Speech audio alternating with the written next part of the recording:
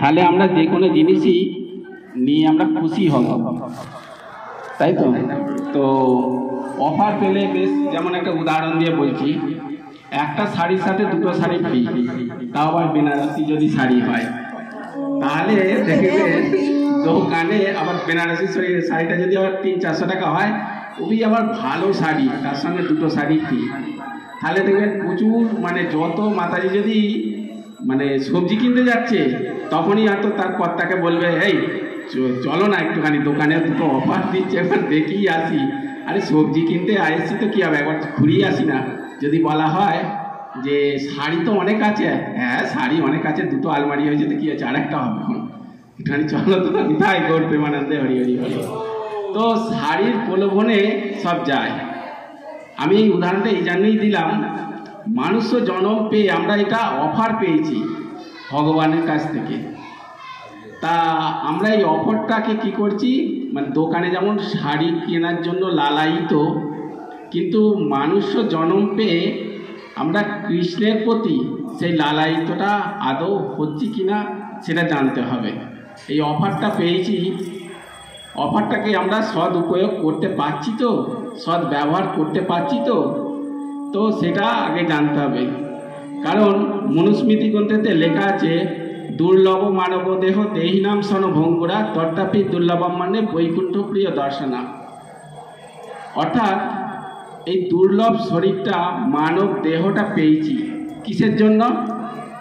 শুধুমাত্র কি খাওয়া দাওয়া, ভোগ বিলাসতা, এইটার জন্যই আমরা করেছি?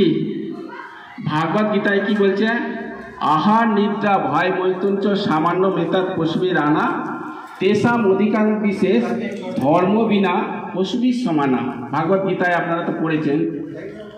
অর্থাৎ ধর্ম বিনা, এখানে শব্দটা দিয়ে আছে, ধর্ম ছাড়া আমরা কি করছি? পশুর সমতুল্য করছি।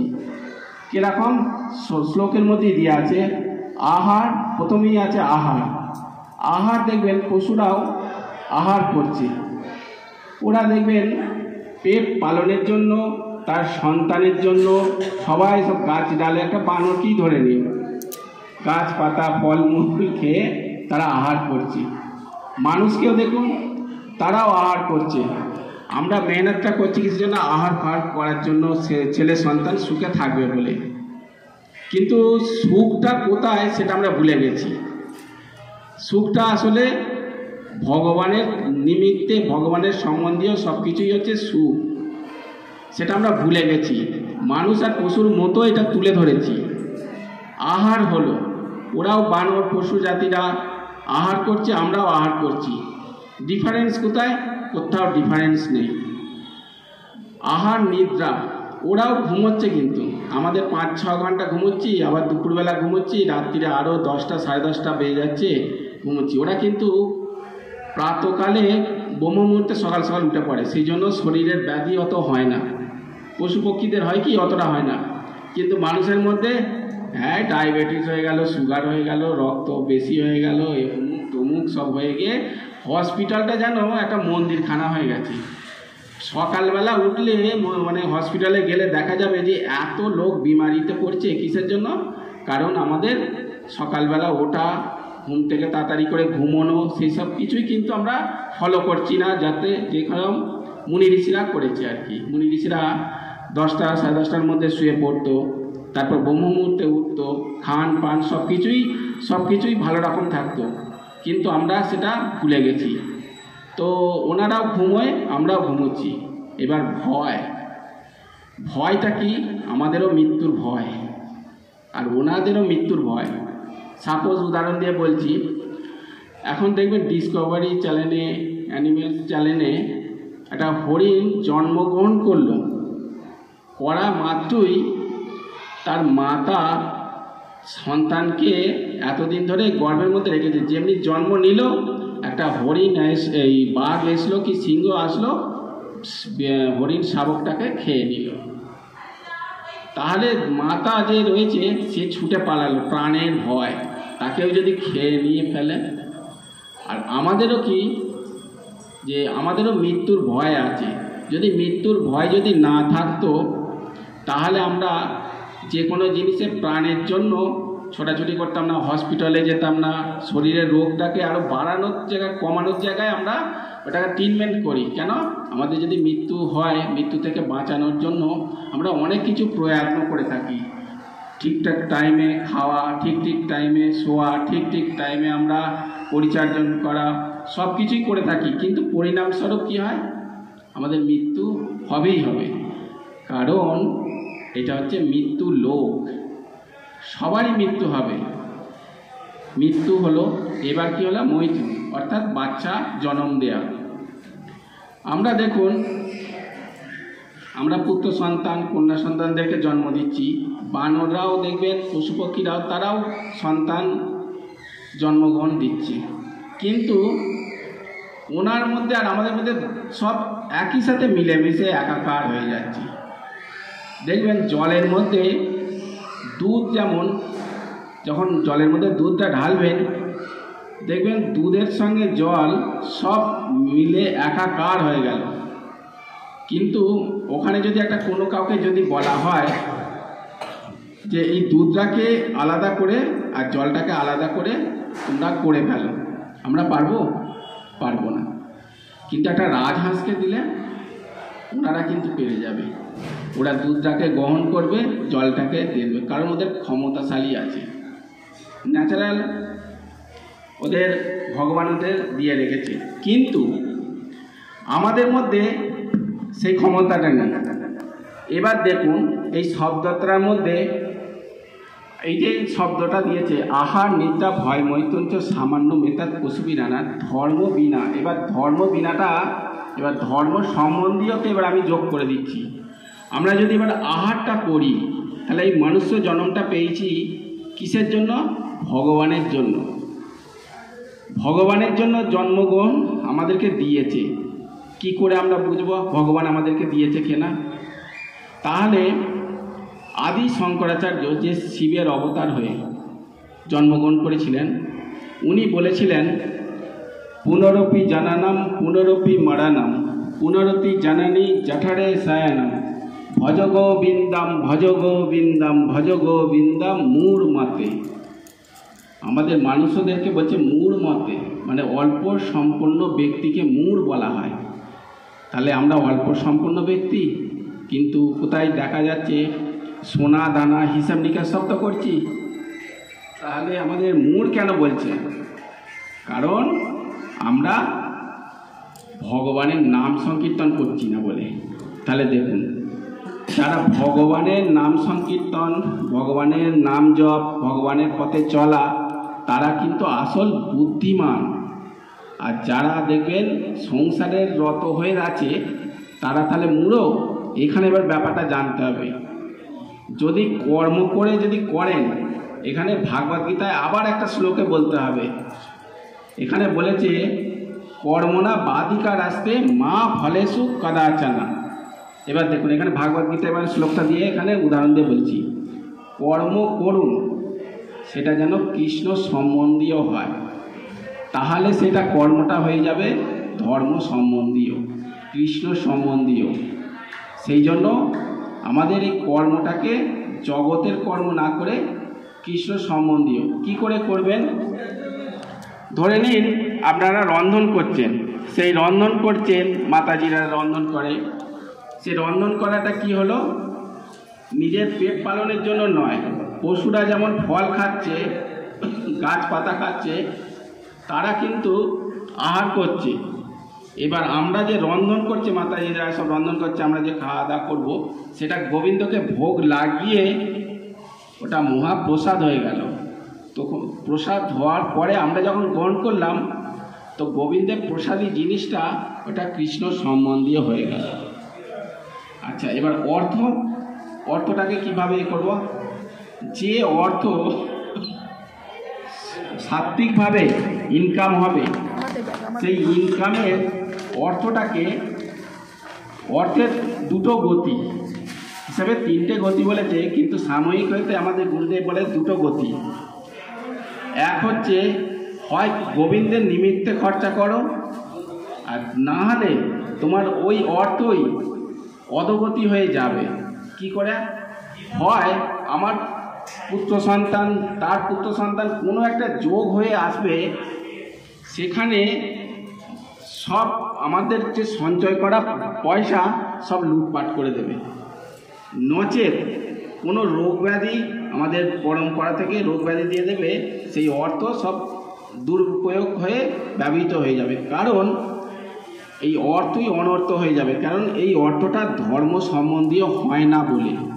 হয় অর্থটাকে গোবিন্দের নিমিত্তে, যেমন হরিনাম সংকীর্তন, সব ভক্তদেরকে নিয়ে আসা, প্রসাদ নিবেদন করা, কিংবা আমাদের যে অর্থ দান ধ্যান করা, যেটা সদ উপয়োগ করা হয়, যেখানে বিল্ডিং করলে সেখানে ভক্তদেরকে নিয়ে এসে হরিনাম সংকীর্তন করা, এইগুলো হচ্ছে কৃষ্ণ সম্বন্ধীয়। তো বাকি যেসব হচ্ছে সেগুলো অধর্মের কে। আমরা যে কোনো জিনিসই এর অন্য রাস্তার দিকে চললেই এটা হবে, যা অর্থ হবে তার মানে 70% দান করে দেওয়া উচিত কৃষ্ণ সম্বন্ধে। আচ্ছা, ব্যবহারিক দিক দিয়ে আমাদের নাম জপ, হরিনাম সংকীর্তন, যে কি বলে থাকেন আপনারা, জয় শ্রীকৃষ্ণ চৈতন্য প্রভু নিত্যানন্দ শ্রী অদ্বৈত গদাধর শিবাসাদি গৌর ভক্তবৃন্দ, কি বলে থাকেন আপনারা? আমি তো জানি না, বলুন। হরে কৃষ্ণা কৃষ্ণ কৃষ্ণ হরে হরে, হরে রাম রাম রাম হরে হরে। আরে বলো, ওরা সব চিল্লে চিল্লে বলছে, আপনারা দুবার চিল্লা, আর দুবার বলবো, আপনারা চিল্লে চিল্লে বলবেন হরে কৃষ্ণ কৃষ্ণ কৃষ্ণ হরে হরে, হরে রাম রাম রাম হরে হরে, হরে কৃষ্ণ কৃষ্ণ কৃষ্ণ হরে হরে, হরে রাম রাম রাম হরে হরে। রাধা রানী কি, রাধা কৃষ্ণ ভগবান কি, রাধে রাধে রাধে রাধে। মুখে বলো নাম, হাতে করো কাম, যাবে তুমি বৈকুণ্ঠ ধাম। অর্থাৎ মুখে নাম বলে যেতে হবে। সেই জন্য বাইরে যখন আপনারা যাবেন, তিলক ধারণ করে যাবেন, আপনাকে দেখে কোনো একটা যারা মায়াবাদী ব্যক্তি, তারা দেখে বলবে এই কৃষ্ণ ভক্ত যাচ্ছে, কিংবা তিলক দেখলে, তার সাজ পোশাক দেখলে তাকে নমন করবে। সেই যে সুমিরতা চিন্তাটা হবে, আপনার ব্যাংকের অ্যাকাউন্ট অর্থাৎ কৃষ্ণর অ্যাকাউন্টেতে আপনার খাতায় অ্যাড হয়ে যাবে। আপনি করছেন, অপরজনকেও করাচ্ছেন, এটাতে গোবিন্দ আরও খুশি হবে। সেই জন্য ভাগবত মহাপুরাণে দশম স্কন্ধেতে গোপী গীতে বলেছে না, তব কথামৃতম তপ্ত জীবনম কবিভীয়তম কলমসাপহম শ্রবণ মঙ্গলম শ্রীমদততং ভুবি গিনিন্তিতে ভূরিদা জানা। তো গোপীরা জিজ্ঞাসা করছে যে শ্রীকৃষ্ণকে, প্রভু সবচেয়ে পরম বৈষ্ণব, পরম ভক্ত সবচেয়ে কে? একসময় নারদ মুনি প্রশ্নটা করেছিলেন, গোবিন্দ আপনি কোথায় থাকেন? অর্থাৎ নারায়ণকে জিজ্ঞাসা করেছিল। উনি বলেছিলেন, নাহং তিষ্ঠামি বৈকুণ্ঠে, আমি বৈকুণ্ঠেও থাকি না। যোগী নাম হৃদয়নে চা, যোগীদের হৃদয়তেও থাকি না। মদ ভক্ত যত গায়ন্ত্রী তত্র তিষ্ঠতি নারদা। অর্থাৎ যেখানে হরিনাম সংকীর্তন হয়, হরিনামের ভাগবত কথা হয়, যেখানে কৃষ্ণ সম্বন্ধীয় সব কিছু হয়, সেখানে আমি নিবাস করে থাকি। নিতাই গৌর প্রেমানন্দে হরি হরি। এবার ভগবান শ্রীকৃষ্ণ তাহলে নিবাস ওখানে করে থাকে, তাহলে আমাদের ভগবান তো নিবাস করেন, কিন্তু তব কথামৃতম, এই অমৃতটা এবার গোপীরা জিজ্ঞাসা করছে কৃষ্ণকে, ওটা নারায়ণকে নারদ মুনি জিজ্ঞাসা করেছিলেন। ভক্ত ওখানে গোবিন্দ নিবাস তো করে, কিন্তু নিবাস করে গোবিন্দর তো খুশিতে একটা খুশি আছে। যেমন কোনো জিনিস একটা তার পিতা সুগারের রোগী হয়তো আছে, তার পুত্র সন্তান কিংবা আত্মীয়রা মিষ্টি নিয়ে গিয়ে যদি ঠুসে ঠুসে মুখে মিষ্টি দেয়, সে বলবে যে আমার একটা সুগার আছে, আবার মিষ্টি খাচ্ছি, আবার এতে তার সুখে সুখ নয়। কিন্তু তাকে যদি বলা হয় যে পিতা আপনি তুমি কি খাবে বলো, সেই বুঝে আমি তার ধর্মপত্নী রন্ধন করে দিচ্ছি, ঠিকভাবে এরপর তার শরীরের ব্যবস্থা করে ঠিক উপচারের জন্য রন্ধন করে দিচ্ছে, সে সব কিছু মানে সিস্টেমটা ঠিক রাখছে আর কি, পরিচালনা ঠিক ঠিক রাখছে। যদি এবার মিষ্টি যে কোনো জিনিস সুগার রোগীতে মিষ্টি রান্না করে দেয়, তার সুটেবেল হয়ে যাবে শরীরে? হবে না, তাকে ডাক্তারখানায় ছুটতে হবে। ওটা খুশি হচ্ছে কি হচ্ছে না। গোবিন্দরও খুশি কিসে হবে? গোপীরা বলেছিলেন, প্রভু আপনি কিসে খুশি হবেন? বলছে আমি সবচেয়ে খুশি হব যে কৃষ্ণ কথা অমৃত, যে আমাকে যার নিমিত্তে অর্থাৎ কোনো ভক্ত অভক্তদেরকে কৃষ্ণ কথা শোনানো, কীর্তন শোনানো, কীর্তন মণ্ডল বসে যে ভক্ত পশু পক্ষী কীট পতঙ্গ আদি সবাই দেখবেন মঙ্গল হয়। তো আমি ওতে খুশি হব যে আমি আমার নিমিত্তে সবাই পৌঁছে দিচ্ছে আর কি, অর্থাৎ সবাইকে কৃষ্ণ ভক্ত করছে, রাধা ভক্ত করছে। তো এইটা গুরুদেবরাও খুব খুশি হয়ে থাকবে। সেই জন্য স্বয়ং যে কোনো গুরুদেব বলে যে এই যে প্রভুপাদ জগৎগুরু ছিল প্রভুপাদজি, উনি সবসময় বলে কি প্রচার প্রসারের জন্য। কারণ যত ডিভোটিস আছে সব ভক্তদেরকে যদি প্রচার প্রসার না করে এই জগতে, তাহলে ভক্ত হবে কি করে? আর ভক্ত হলে তাহলে আর কসাইখানার দোকানে গিয়ে ভিড় হবে না, হবে মন্দিরে। আর কৃষ্ণ কথা শ্রবণ এনার মতো আর জিনিস আছে কি? সেই জন্য বলছে তব কথা অমৃতম তপ্ত জীবনম। এই জীবনটা হচ্ছে তপ্ত জীবন, কষ্টের জীবন। আদি দৈবিক, আদি ভৌতিক, আধ্যাত্মিক তিনও তাপে আমরা জর্জরিত হয়ে রয়ে আছি। কারো জ্বর জ্বালা, হাওয়া বাতাস, কখনো গরম বৃষ্টি জল সব কিছুই রয়েছে। আবার মনের দুঃখ, সবই কষ্টের কষ্ট। সুখটা কিসে? শুধু ভগবানের নামেতেই সুখ আছে। রাধা রাধা রাধা রাধা কৃষ্ণ কৃষ্ণ নাম জপ করবেন, অশ্রু নির্গত করে তাকে দর্শনে লালায়িত করবেন, একান্তভাবে সাধনা করবেন। তখন দেখবেন যে গোবিন্দকে এতই ভালো লাগে, গোবিন্দের নামটাকে এতই প্রেম করে বসেছি যে তার নাম বিনা আমরা নিজেরা যেন কিছুটা মানে ফিলিংস করি যে আমরা যেন কিছু যেন আমরা মনটা উদাসীনতা হয়ে রয়ে আছি। যেমন হরিদাস ঠাকুর দেখবেন ও 3.5 লাখ কখনো বা 3 লাখ লেখা আছে। তো উনি নাম জপ করতেন পার ডেতে, তাই তো? তো নামটাকে ভালোবেসে ফেলেছেন। দেখুন, নাম না গাড়ি বহুদা সর্বশক্তিমান। হ্যাঁ, চৈতন্য শিষ্টাকমে লেখা আছে না, নামের মধ্যে নামই বসে আছে। দৃঢ় বিশ্বাস নিয়েছিলেন। জগন্নাথের প্রসাদী মানে যখন ভক্তের চৈতন্য মহাপ্রভু প্রসাদ পাঠাতেন যে হরিদাস ঠাকুরকে কিছু প্রসাদ দিয়ে এসো, কিন্তু উনি কী করতেন, সেই প্রসাদটা ধরে নিন একটা দিয়েছে জগন্নাথের খিচুড়ি যাই হোক দিয়েছে, প্রসাদ খেতে খেতে সে তো অনেক দেরি হয়ে যাবে। উনি কিন্তু একই নামকে ভালোবাসছেন, খালি একটুখানি তুলসী পত্র যে রয়ে থাকতো ওনার মধ্যে, সেই তুলসী পত্র গ্রহণ করে আবার একটুখানি চরণামৃত জল নিয়ে হরে কৃষ্ণ কৃষ্ণ কৃষ্ণ হরে হরে, হরে রাম রাম রাম হরে হরে।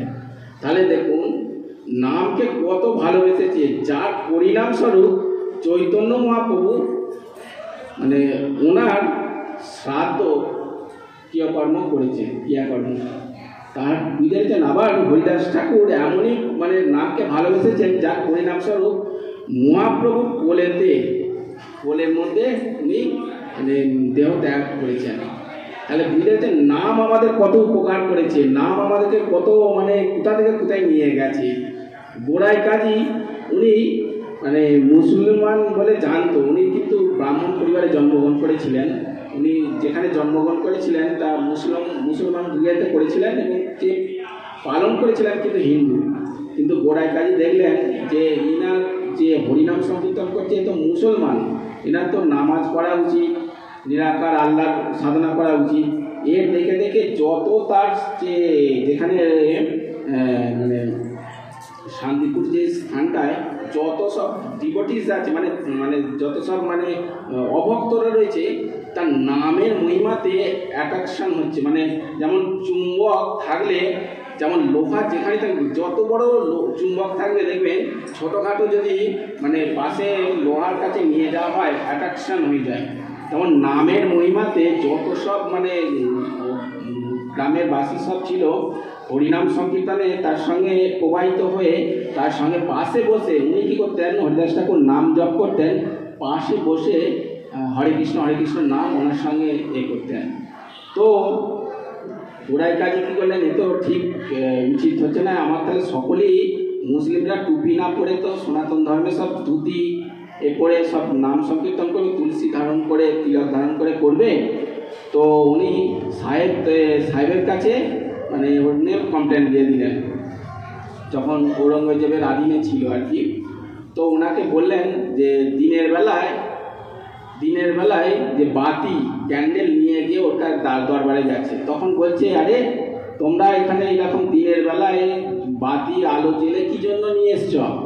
বলছে দিন থাকতে আমরা আলো সাহারা নিচ্ছি, অর্থাৎ সূর্য আলোকিত হচ্ছে কিন্তু সূর্য আলোকিতকে আমরা এ করছি না, কারণ কখন নিভে যাবে কখন কেউ জানে না।